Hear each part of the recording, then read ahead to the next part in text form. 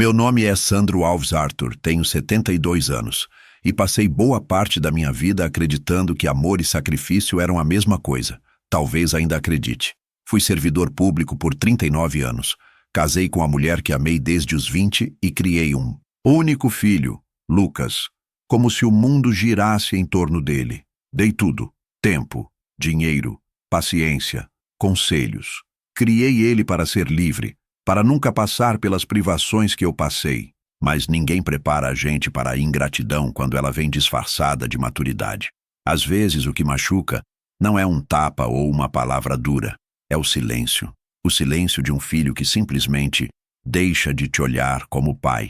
Casamento de Lucas foi no final de março, em um salão que ele e a noiva alugaram num sítio elegante, cercado de árvores e uma vista panorâmica. Eu soube disso não por convite, mas por acaso. Foi a moça da papelaria, onde costumo imprimir, as palavras cruzadas, quem comentou comigo: "Seu Arthur, o senhor vai estar elegante para o casamento do seu filho, hein?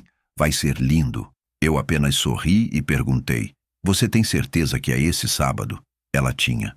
A confirmação foi como uma pedrada gelada no estômago. Eu não recebi convite, nem físico nem virtual, nada, nem uma mensagem seca, faltando uma semana, nenhuma menção, nenhum telefonema. E mesmo assim, no dia, eu coloquei meu terno azul marinho que não usava desde o velório da minha esposa, Mirella. Passei loção, penteei o pouco de cabelo que me restava, ajeitei a gravata com calma, não por vaidade, mas por respeito, por mim e por ela. Ela teria ido. Ela teria me empurrado pela porta dizendo: "Não importa se eles esqueceram, você não vai esquecer quem é."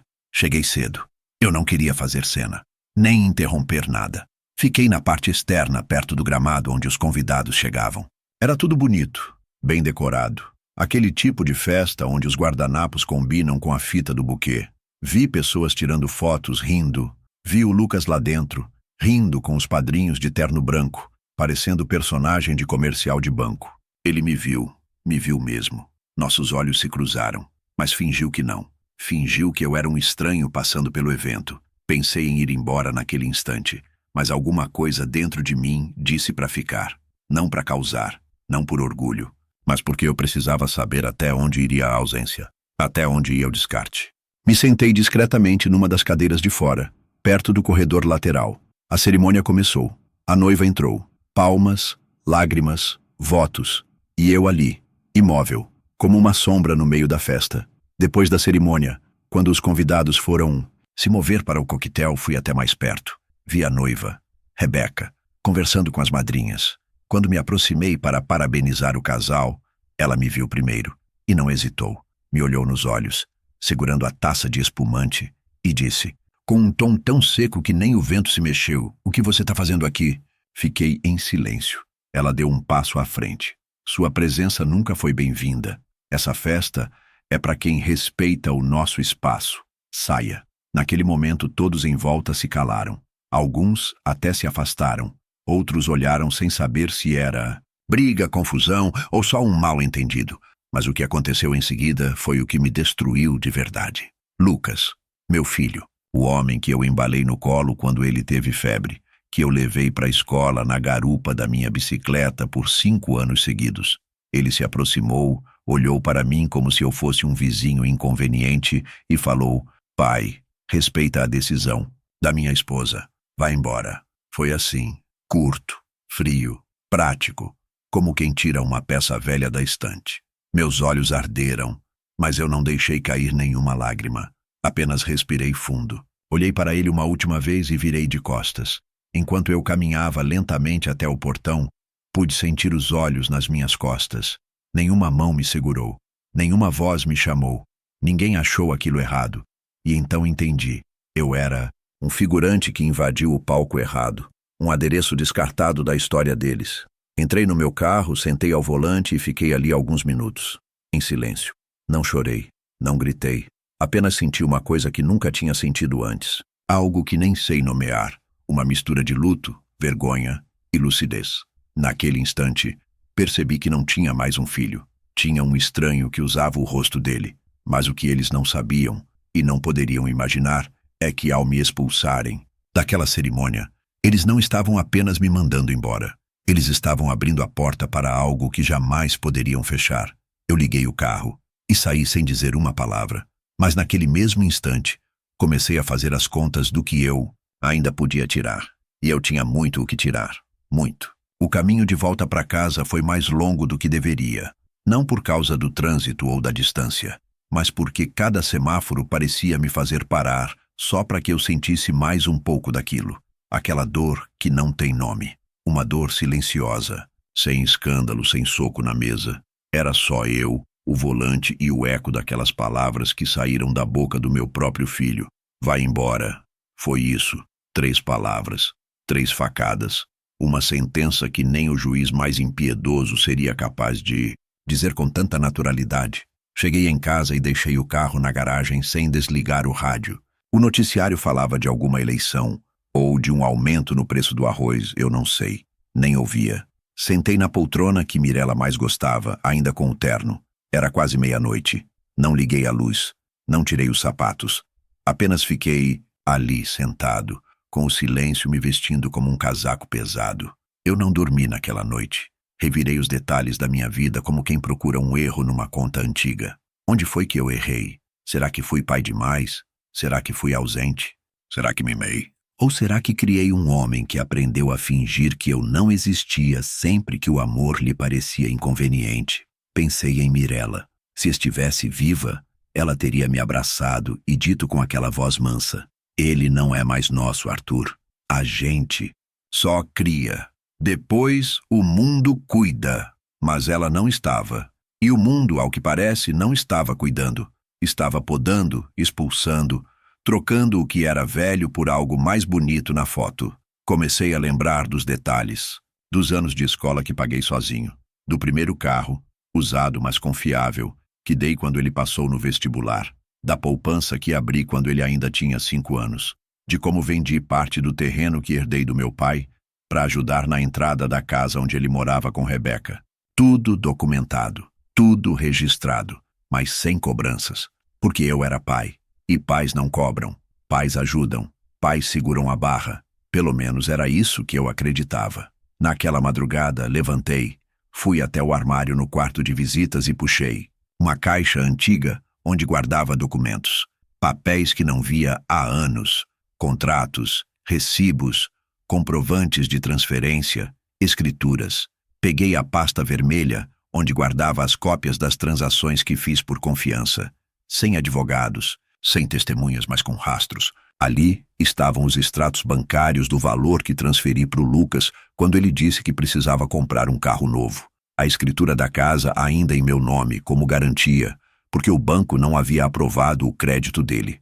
A promessa dele de que um dia regularizaria isso. Pois bem, nunca regularizou. E eu nunca cobrei, nunca precisei. Porque eu achava que respeito não precisava de contrato. Naquele momento, entendi algo que rasgou minha ingenuidade como papel molhado. Quando o amor de um pai não é mais conveniente, ele vira lixo emocional para os filhos que só aprendem a receber. E pior, quem se permite ser descartado uma vez, será descartado sempre. Não era vingança o que me movia. Não mesmo. Vingança é coisa de quem quer provocar dor no outro. Eu não queria machucar. Eu queria desaparecer das expectativas deles, cortar o fio que me ligava à obrigação silenciosa de ser um doador eterno. Não haveria mais depósitos, nem presença, nem conserto, só consequência. Passei os dias seguintes em silêncio. Não atendi telefonemas, não que eles tivessem ligado. Não respondi mensagens, também não havia nenhuma.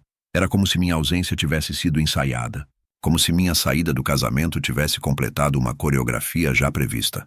Fui retirado como um item de cenário fora do tom da decoração. Eles não sentiriam minha falta. Pelo menos era o que pensavam. Naquela semana, sentei todos os dias na mesma poltrona. Comecei a reler as cópias de contratos que guardei sem intenção de usar. E quanto mais eu lia, mais eu percebia. Eles só estavam de pé, porque eu ainda os segurava sem que percebessem. A casa, no meu nome. A dívida do carro, quitada por mim. A empresa do Lucas, aquela startup de marketing que nunca deu lucro, ainda usava meu CPF como fiador de um financiamento parcelado. Eu era a base oculta da pirâmide. E mesmo assim, Fui jogado fora como um guardanapo sujo depois do jantar. Não era uma questão de revidar.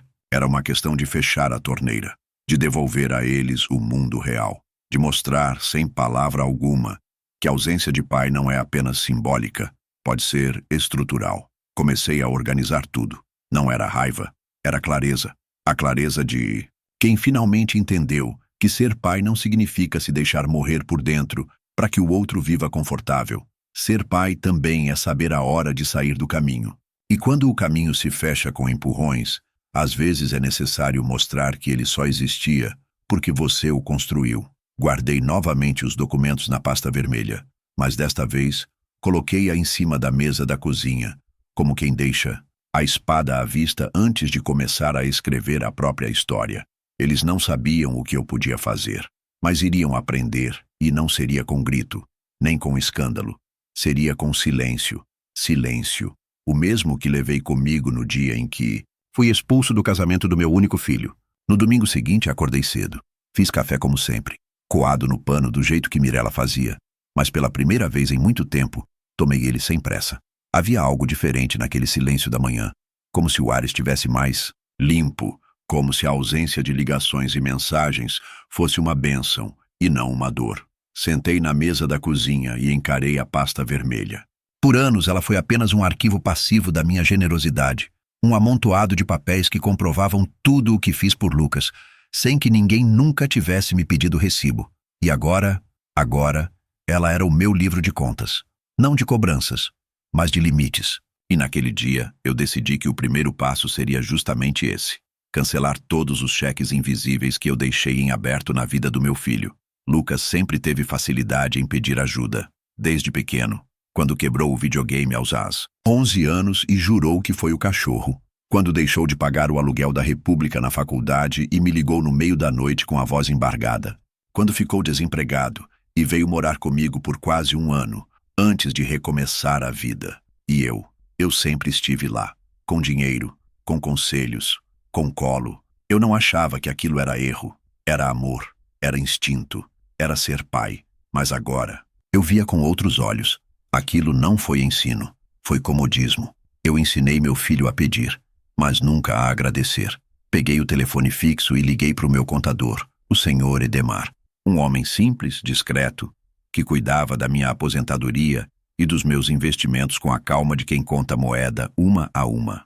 Marquei de vê-lo no dia seguinte. Quando cheguei, ele estava com a mesa limpa, como sempre, e com um café passado na hora. Arthur, que bom te ver. Mas pela sua cara, hoje não é só para revisar o IR, né? Não, hoje é para limpar meu nome da vida do meu filho. Ele ficou em silêncio por alguns segundos, depois apenas apontou para a cadeira. Expliquei tudo com calma. Mostrei os extratos. A escritura da casa ainda em meu nome.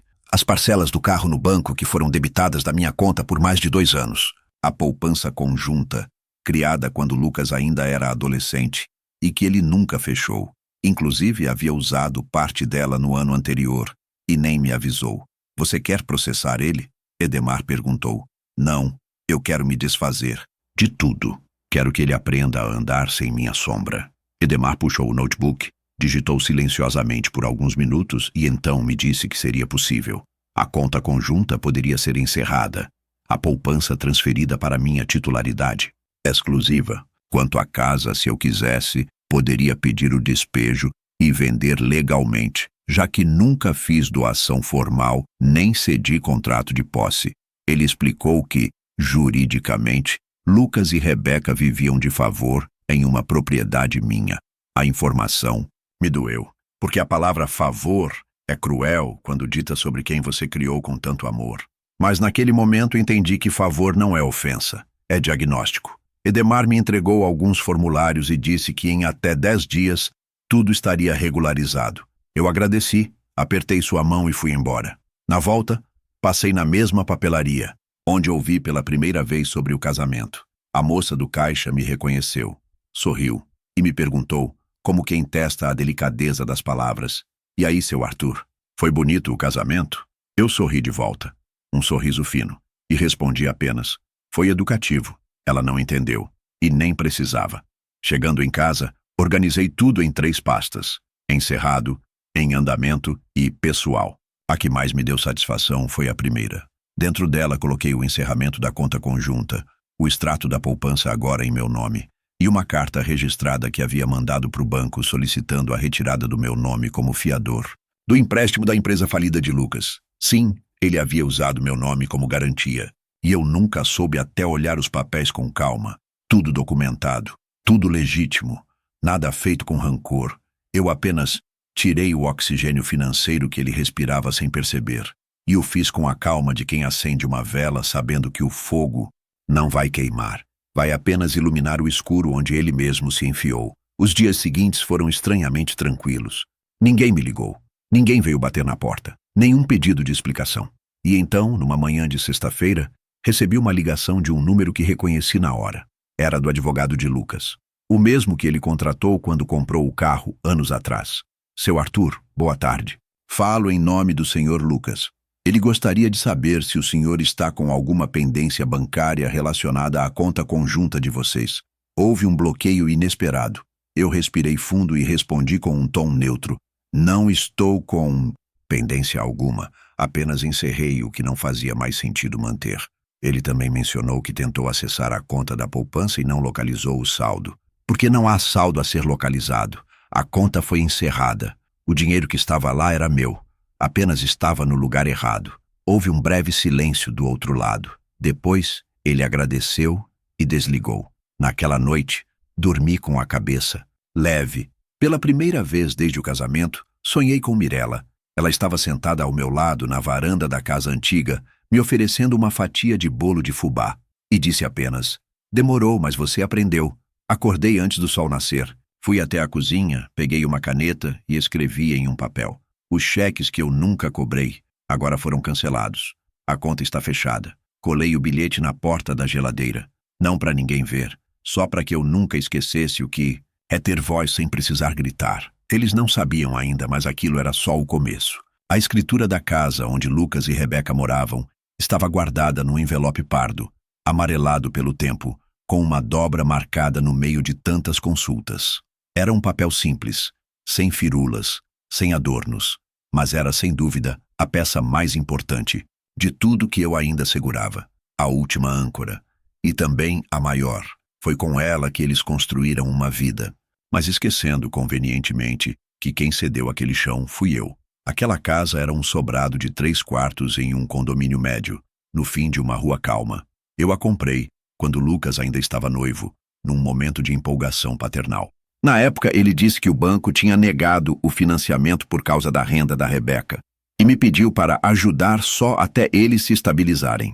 Eu assinei os papéis, fiz a entrada com parte do dinheiro que Mirella havia deixado e coloquei no meu nome. Ele prometeu, em 1 ano a gente transfere, pai, juro. Isso foi há 4 anos. Nunca assinei doação, nunca fiz contrato de comodato, nunca fiz nada, só confiei. Porque quando o amor é maior que o medo, a gente esquece que lei existe por um motivo. E o motivo agora era claro: proteção contra a ingratidão. Naquela semana, com os documentos da conta e da poupança resolvidos, sentei na sala com a escritura aberta sobre a mesa. Peguei meu telefone e liguei para o Dr. Vitor, advogado civil, de um antigo colega de trabalho. Expliquei tudo por telefone. Ele ouviu em silêncio. Quando terminei, ele disse: Seu Arthur, o senhor tem total direito de retomar a posse. Se quiser, podemos notificar extrajudicialmente e propor um acordo. Mas, se preferir, podemos acionar direto para desocupação. Quero fazer isso com dignidade, doutor. Mas quero que fique claro. A festa acabou. Marcamos uma reunião no escritório dele para a segunda-feira. Levei todos os documentos comprovantes, inclusive a carta de Lucas, escrita à mão anos antes, agradecendo pela ajuda que um dia ele retribuiria. Uma carta tola, mas que agora servia de lembrete. Ele sabia. Sempre soube que aquilo era favor, não direito. Vitor montou o dossiê em poucos dias. A escritura falava por si. Não havia qualquer documento que transferisse, cedesse ou legitimasse. A permanência deles naquela casa era minha, com todas as letras. E mesmo se fosse contestada, as provas de manutenção, IPTU pago, obras feitas por mim, tudo isso sustentava o argumento. Eu não estava despejando uma família sem teto. Eu estava encerrando um favor que se tornou uma ofensa. Na sexta-feira da mesma semana, a notificação foi entregue. Fui avisado por e-mail. Um oficial de justiça compareceu ao endereço com um envelope lacrado. Não fui. Não queria ver. Nem queria saber se Rebeca gritou ou se Lucas tentou negociar na hora. O que me importava era que a primeira peça do dominó havia caído. No mesmo dia à noite, o celular vibrou. Um número desconhecido. Eu atendi. Pai, o que está acontecendo aqui? Chegou uma intimação absurda aqui em casa dizendo que temos que sair. Que palhaçada é essa? A voz de Lucas estava alterada, como um adolescente repreendido. Mas não havia mais espaço para esse tipo de cena. Não é palhaçada, Lucas. É apenas a correção de um erro antigo. A casa é minha, e eu só quero o que é meu de volta. Você não pode fazer isso. A Rebeca está grávida. A gente tem planos. Como você consegue ser tão frio assim? Frio é expulsar um pai do próprio casamento, Lucas. Frio é me olhar como se eu fosse um penetra. Frio foi o seu silêncio enquanto sua esposa me humilhava. Eu tô apenas devolvendo o gelo que vocês me deram, só que em forma de papel timbrado. Ele ficou quieto por alguns segundos.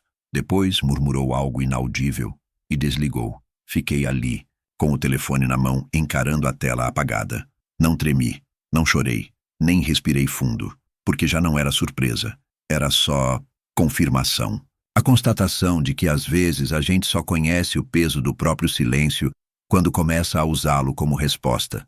Nos dias seguintes, comecei a receber pequenas cutucadas, indiretas nas redes sociais, prints que amigos mandavam com frases como "a verdadeira família nem sempre é de sangue" ou "algumas pessoas só querem controlar os outros", textos com foto de ultrassom, hashtags de superação, frases piegas com fundo bege.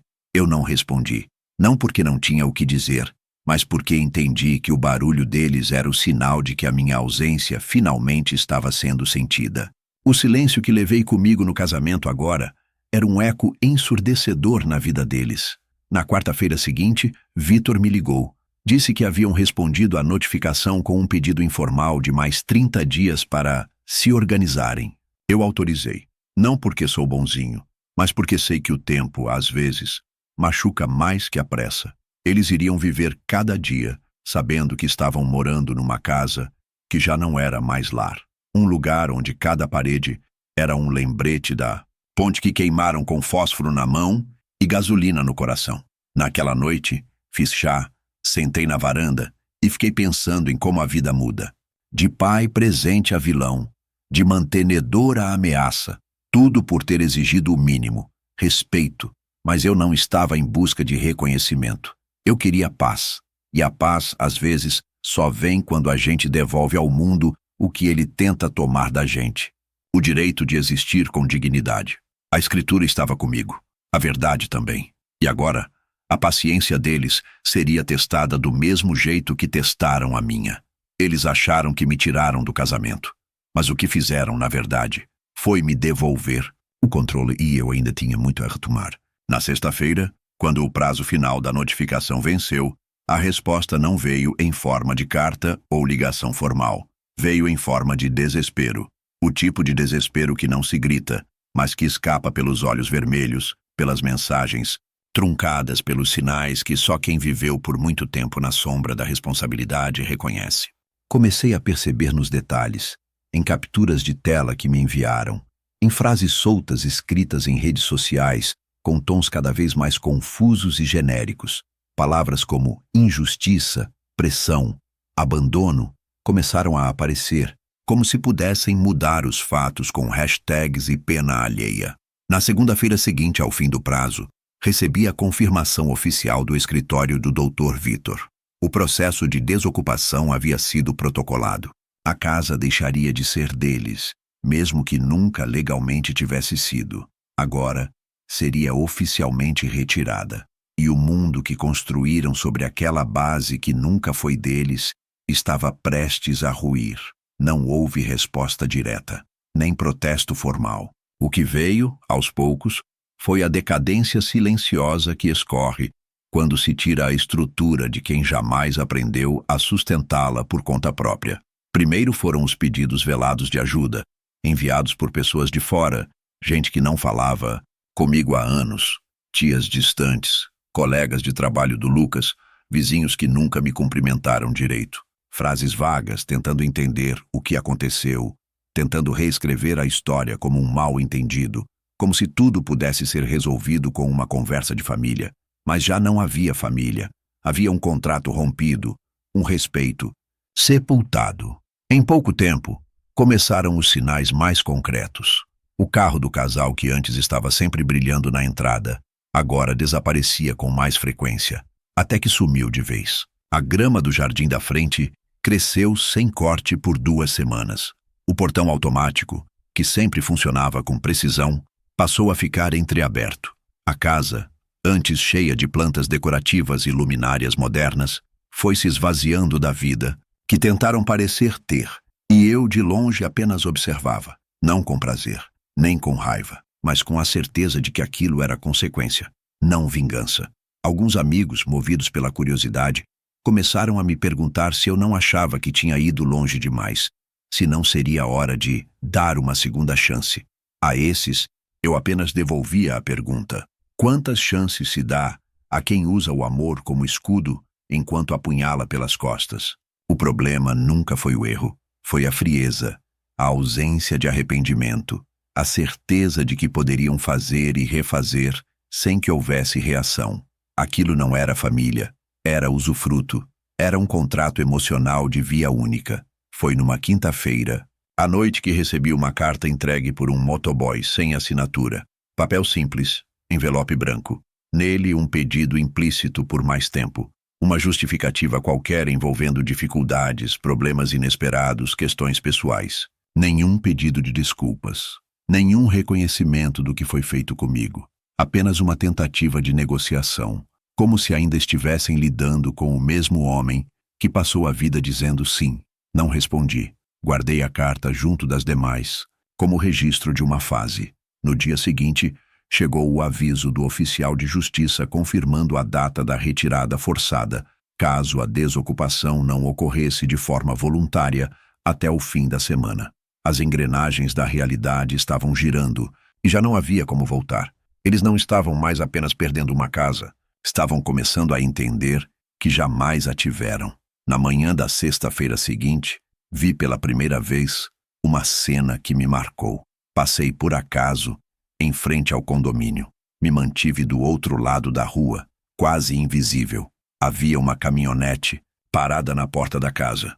Um rapaz carregava caixas e sacolas para o veículo. E ali estavam eles, Lucas e Rebeca, carregando as últimas coisas com os olhos baixos, os ombros pesados e nenhuma cerimônia. Nenhuma festa de despedida, nenhum discurso. Online, a exposição deu lugar ao silêncio que antes me obrigaram a suportar. Permaneci parado por alguns minutos, do outro lado da rua, sem ser visto, não por covardia, mas porque aquele momento não me pertencia mais. Eles não mereciam minha presença, nem naquele fim. Era o fechamento de algo que havia morrido muito antes, no exato instante em que preferiram me excluir da vida deles, em nome de conveniências e aparências.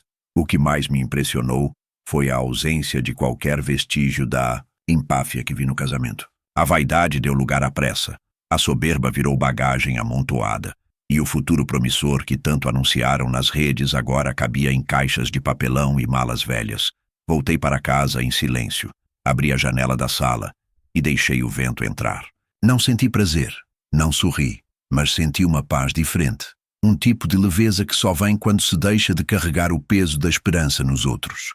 Porque ali, naquele momento, eu soube. A vida deles, construída sobre o que era meu, havia finalmente desmoronado. Não por minha maldade, mas pela própria base podre de onde escolheram edificar. Eles não tinham mais onde morar. E eu, enfim, tinha onde respirar. Não demorou muito para que a primeira tentativa de manipular a narrativa surgisse. Depois que a casa foi esvaziada, que os móveis foram encaixotados às pressas e que a escritura finalmente voltou às minhas mãos, como sempre deveria ter estado, o silêncio que reinava foi substituído por algo mais barulhento e previsível. Era apenas questão de tempo até que o orgulho ferido se transformasse em vitimismo público. Recebi a notícia de que minha nora havia feito um post no Instagram por um conhecido que ainda seguia os dois. Nunca fui de me envolver em redes sociais. Tenho perfil, claro, mas o uso é esporádico e discreto. A vida sempre me pareceu mais real fora da tela, mas naquele dia entrei por curiosidade. Quis ver com meus próprios olhos como alguém era capaz de moldar a própria queda em espetáculo. O post estava lá, uma foto da antiga casa, a casa que eles haviam chamado de Nosso Lar, mesmo sem nunca terem pago um centavo real por ela. A legenda vinha carregada de sentimentalismo barato, construída com palavras escolhidas para despertar pena. Falava sobre começos difíceis, traições familiares, gente que finge amar, mas arranca o chão dos outros. Um desfile de frases genéricas embaladas em filtros pastéis e emojis tristes. Nenhuma menção direta a mim, mas as indiretas eram óbvias o suficiente para deixar qualquer um com o mínimo de contexto entender a acusação. A primeira reação que tive foi de desprezo, não raiva. Já tinha passado da fase da raiva. Era outro sentimento, algo mais seco e sóbrio. Era uma indignação silenciosa por ver a verdade sendo torcida daquela forma tão covarde. Eu havia financiado os estudos do meu filho, a entrada da casa, parte dos móveis. Fiz isso acreditando que o respeito era mútuo, que a gratidão silenciosa morava ali mesmo, onde as palavras falhavam. Mas bastou o primeiro não, a primeira queda de máscara, para tudo isso ser reescrito como abandono. Li os comentários. Amigas. Da noiva enchendo a postagem de corações partidos, mensagens de apoio e frases como "Vocês merecem coisa melhor", "O universo vai devolver em dobro", "Força, amiga". Alguns poucos pareciam desconfiar da história, mas eram engolidos pela maré emocional que ela própria havia alimentado. Ninguém sabia da escritura, dos cheques cancelados, do casamento onde eu fui expulso como um intruso, do silêncio forçado que me obrigaram a engolir. Não, aquilo não cabia na narrativa que ela queria construir. Foi nesse momento que percebi. Não adiantava explicar. Quem queria acreditar na versão dela, acreditaria. E quem estivesse disposto a ver, além das palavras, bonitas um dia enxergaria. E foi exatamente o que eu fiz. Não rebati, não comentei, não enviei mensagem. Apenas reuni todos os documentos que comprovavam a realidade. Registros bancários, comprovantes de transferência, cópia da escritura, conversas antigas. E salvei tudo com data, hora e ordem. Não publiquei, mas deixei pronto, porque às vezes a verdade não precisa ser jogada no ventilador, ela precisa apenas ser mantida viva, guardada, preservada, para o momento certo. E quando esse momento chegasse, e eu sabia que ele chegaria, não haveria post, legenda ou emoji capaz de reverter o que estava documentado. A vaidade deles, ao tentar distorcer os fatos, só adiantava o que viria depois. A vida tem uma forma peculiar de nivelar as contas. Eles queriam empatia pública, queriam aplausos pela dor que fingiam sentir, mas estavam erguendo a própria armadilha. Quanto mais alto tentavam subir na opinião dos outros, maior seria a queda quando a verdade viesse à tona, e ela viria. Eu só precisava continuar calado, porque o silêncio, ao contrário do que muitos pensam, não é fraqueza. Às vezes, é a forma mais brutal de resposta. Eu estava no quintal, podando os galhos da velha ameixeira que plantei com minha esposa, pouco depois do nascimento do nosso filho. A árvore sempre florescia em maio, mesmo nos anos difíceis, mesmo quando as contas se acumulavam, mesmo quando a saúde dela começou a falhar. Aquela árvore persistia, um símbolo silencioso daquilo que é cultivado com cuidado e permanece, mesmo quando tudo o mais se rompe. Foi ali que o vi pela primeira vez depois de tudo. Ele não anunciou a visita, não ligou antes, não mandou mensagem, não bateu no portão com firmeza. Apenas apareceu, parado na calçada, com as mãos nos bolsos e os ombros curvados como se carregasse um saco de cimento nas costas. Era ele, mas não exatamente o mesmo. O terno que usava no dia do casamento deu lugar a uma camiseta amassada, jeans gastos e sapatos que conheciam bem o asfalto. O rosto estava mais magro, e havia olheiras sob seus olhos, como se noites inteiras tivessem sido dedicadas a conversas que não levaram a lugar nenhum. Eu não disse nada. Continuei a podar o galho. Ele também não falou. Apenas entrou devagar, como quem pisa em território sagrado depois de anos de exílio. Caminhou até mim e ficou a 2 metros de distância, como se ainda não soubesse se tinha permissão para cruzar aquela linha invisível entre o que fomos e o que nos tornamos. Quando finalmente abriu a boca, não era para pedir desculpas, não era para reconhecer a humilhação pública, não era para lembrar da infância que dei, das noites acordado cuidando das febres dele, ou das vezes em que vendi coisas minhas para pagar o que faltava para ele viajar com a turma da escola. Não, ele veio negociar. Falou sobre a situação delicada que estavam enfrentando, sobre como a casa nova que haviam tentado alugar exigia fiador, como os cartões estavam bloqueados, como a empresa da esposa estava com problemas financeiros, como ele agora percebia que talvez tenha havido exagero de todas as partes. Tentou sugerir que deveríamos seguir em frente, que ele queria reconstruir os laços, mas o tom não era de arrependimento. Era o tom de quem precisa de algo, mas não quer admitir. Enquanto ele falava, eu só pensava na ameixeira, nos ramos que podava para ela florescer melhor, nos galhos que cortava para que os bons frutos tivessem espaço. Às vezes, é preciso aparar o que está doente para o resto da árvore continuar viva. A metáfora era mais clara do que nunca. Quando ele parou de falar, me olhando como quem espera um veredito, apenas assenti com a cabeça, não com aprovação, mas com compreensão. Eu entendia perfeitamente. Não havia vindo por mim, veio por conveniência, porque agora ele via valor onde antes só havia visto incômodo. Porque agora que tudo desmoronava, queria voltar a se apoiar na estrutura que um dia desprezou, mas era tarde demais. Respondi com a mesma arma que ele usou naquele salão de festas, diante de dezenas de pessoas. O silêncio.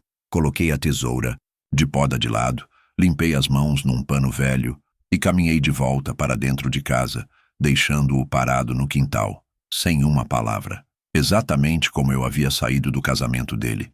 A vida às vezes devolve as cenas com uma simetria quase cruel. Ele não insistiu. Talvez porque no fundo soubesse que aquela porta não se abriria da mesma forma novamente. Ou talvez porque finalmente começou a entender que certas consequências não vêm com botão de desfazer. Algumas escolhas custam caro, e o preço não pode ser parcelado. Naquela noite dormi como há muito tempo não dormia. Pela primeira vez, senti que havia retomado a autoridade sobre minha própria história. Não pela vingança, mas pelo respeito que me negaram. E era só o começo. A ruína deles não veio como um raio. Veio como um gotejar, um vazamento lento, quase imperceptível, mas constante, que mancha a parede por dentro antes que qualquer um note por fora. E quando você finalmente vê a rachadura, o dano já está feito. Foi assim que a vida perfeita do meu filho e da sua esposa começou a se desfazer, aos poucos, de forma silenciosa, mas visível para quem sempre soube onde olhar. Eu não procurei saber. As informações chegavam até mim, como folhas levadas pelo vento até a porta de casa. Um vizinho comentou que o carro que eles usavam agora era diferente, mais velho, com barulhos no motor. Uma ex-colega da minha falecida esposa, que ainda mantinha redes sociais ativas, mencionou numa ligação casual que a nora tinha apagado a maior parte das fotos do casamento. Uma foto, no entanto, escapou do filtro. Um story curto de segundos mostrando a sala da nova casa, visivelmente menor, mal iluminada, com móveis improvisados. Aos poucos, as camadas daquela farsa montada com tanto esforço começaram a se descolar. O casal, que antes postava viagens, jantares e presentes caros, agora compartilhava frases de autoajuda e citações sobre resiliência. O tom dos textos mudara. Não era mais celebração, era resistência. A linguagem de quem está tentando se agarrar ao pouco que sobrou para não admitir que falhou. Soube, sem procurar, que a tal loja online da minha nora havia fechado. Primeiro, foram os atrasos nos pedidos. Depois, os comentários de clientes não respondidos. Por fim, o sumiço completo. Mais tarde, um contato distante me confidenciou que ela havia tentado abrir um financiamento com o nome da mãe, negado por falta de comprovação de renda.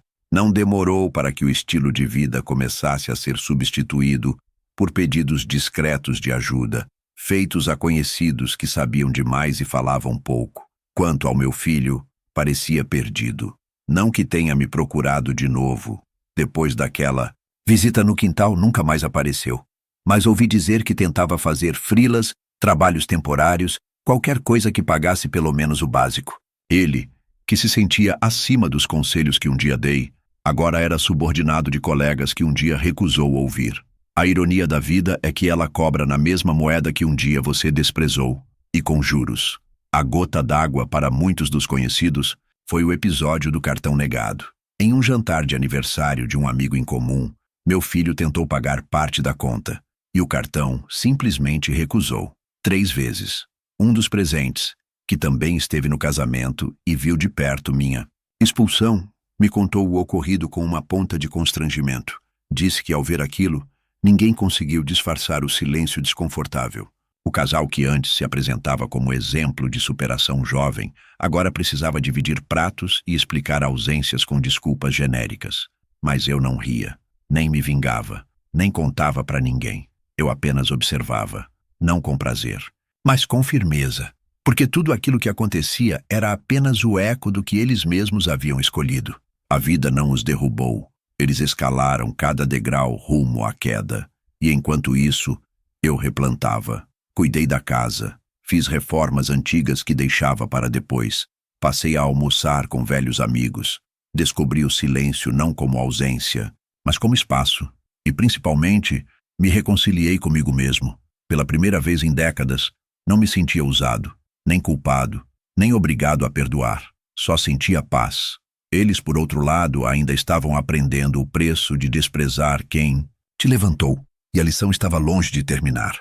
O que me disseram foi que ela chorava no portão, que ficou parada ali por quase 20 minutos, com o olhar fixo no chão de pedras, como se cada detalhe da entrada daquela casa dissesse alguma coisa que só ela entendia. E eu entendi também.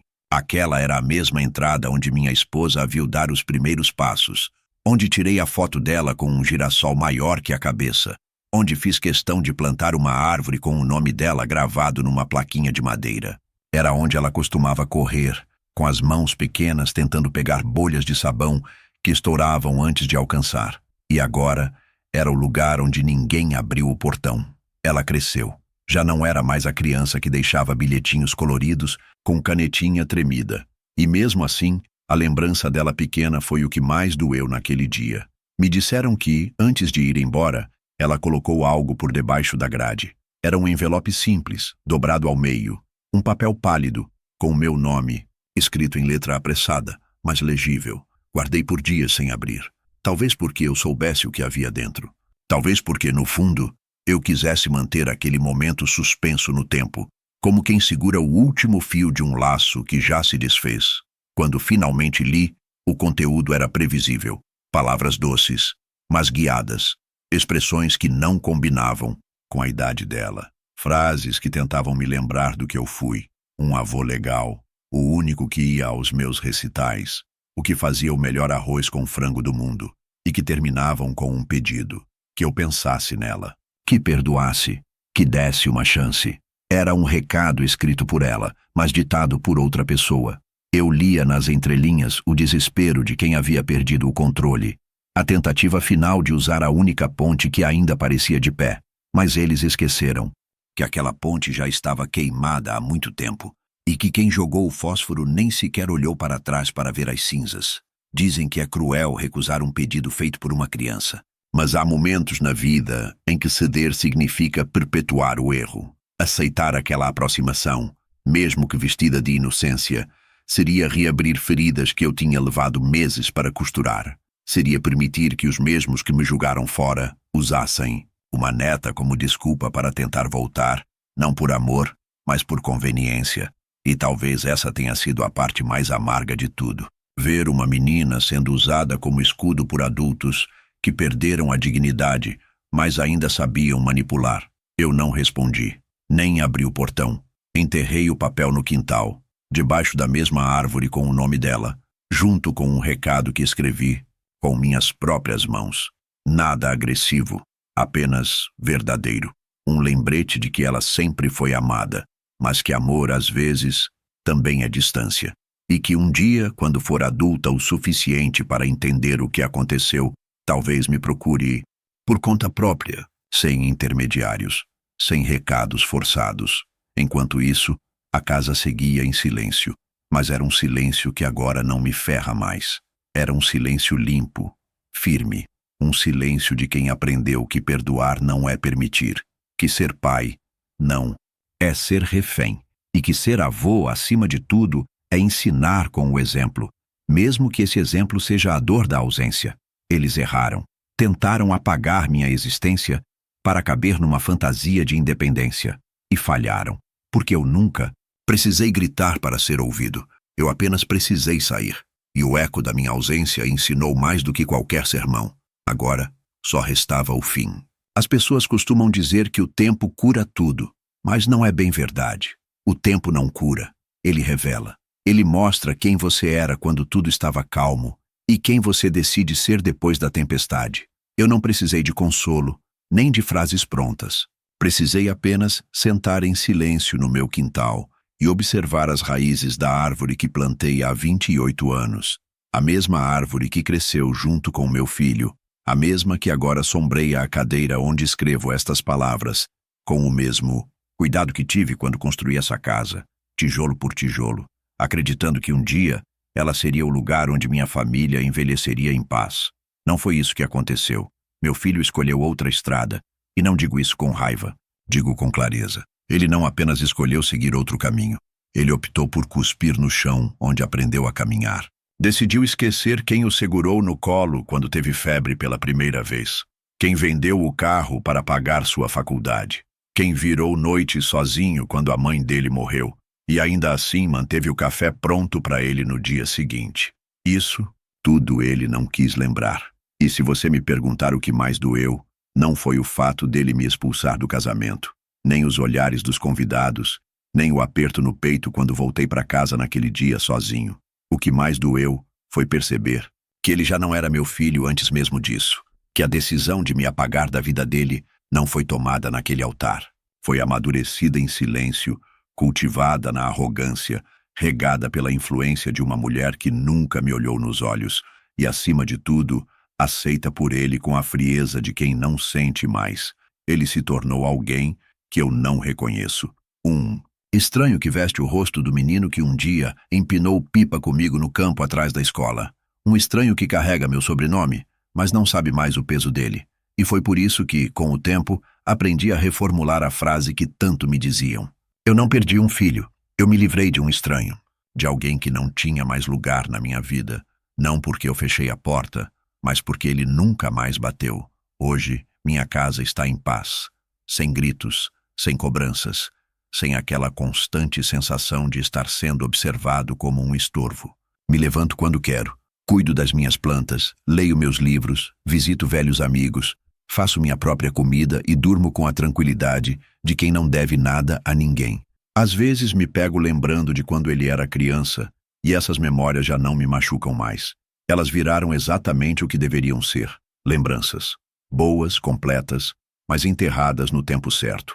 Sou avô, mas aprendi que isso não significa aceitar qualquer tipo de manipulação emocional. Amo minha neta, mas amar também é saber dizer não.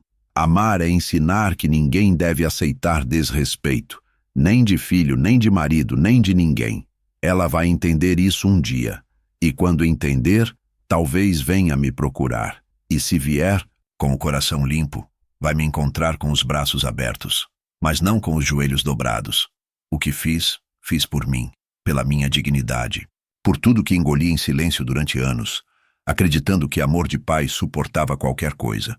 Aguenta muita coisa, sim, mas não a humilhação pública, não o descarte, não o esquecimento deliberado. Se você chegou até aqui esperando um final dramático ou uma reconciliação forçada, não vai encontrar. Meu final foi silencioso. Foi o som de uma porta sendo trancada com calma, de uma escritura sendo transferida com justiça, de uma conta bancária sendo encerrada sem ódio, apenas com assinatura, o som da paz, enfim, me abraçando. Eu não sou perfeito. Errei muito. Mas uma coisa eu sei. Eu fui pai, por inteiro. E ninguém poderá apagar isso. Nem mesmo quem tentou.